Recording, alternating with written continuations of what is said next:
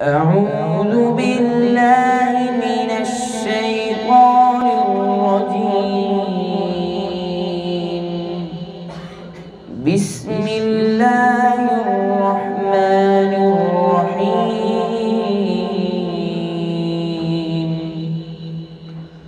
تبارك الذي جعل في السماء بروجا وجعل فيها سرجا وقمرا منيرا، وهو الذي جعل الليل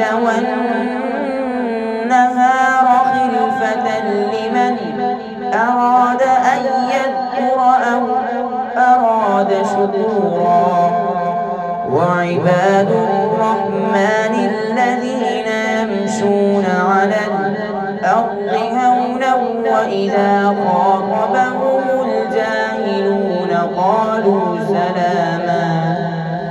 والذين يبيتون لربهم سجدا وقياما، والذين يقولون ربنا اصرف عنا عذاب جهنم إن عذابها كان غراما إنها ساءت مستقرا ومقاما. صدق الله